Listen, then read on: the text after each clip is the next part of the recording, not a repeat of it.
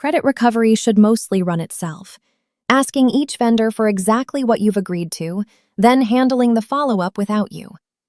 This one tab is where you set all of that up once.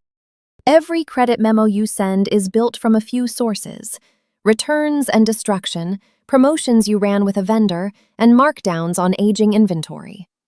Right here is where you decide which of those are even on the table. Flip one of these switches off, and that whole category simply never gets asked for. So, before anything else, this is where you shape what credit recovery is even looking for. Now, what happens when a vendor just goes quiet? Once the review deadline passes, a documented credit can either book itself automatically or wait for you to give it one last look. These switches make that call for you, separately for each kind of credit. Left off, the way they are here, every deemed credit parks for your review first. Turn one on, and that category settles itself the moment the clock runs out. Everything you've just set are your defaults. They apply to every vendor automatically. But no two vendor deals are the same, so you can tailor any of it, vendor by vendor, right here. Each row shows that vendor's effective settings, including one column that tells you at a glance how many credit types they approve on their own. When a vendor needs something different, you open them up. Open any vendor and their full settings fold out. Up top are their coverage rates. This is where a single vendor gets their own numbers, from their target margin to their share of returns, promotions, and aging markdowns. Leave any of them blank, and that vendor quietly inherits the default you set for everyone. You only touch a rate here when this vendor's deal is genuinely different.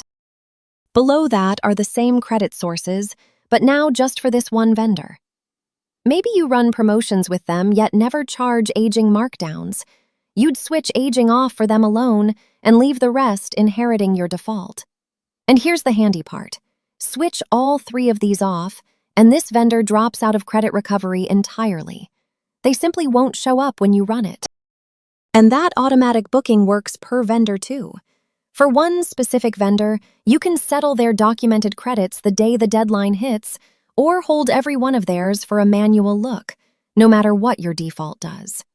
A steady, trustworthy vendor can run on autopilot, while a newer relationship stays hands-on until you're comfortable. One last decision, and it's about what happens after a credit is approved. If you run your accounts payable through ShelfSpace, approved credits just appear as deductions on that vendor's next payment. There's nothing for you to do. But if you keep your books somewhere else, flip this on. Every approved memo then emails straight to your accounting team with a clean spreadsheet and the memo PDFs, so they can take the deduction in your own system. And that's the whole tab.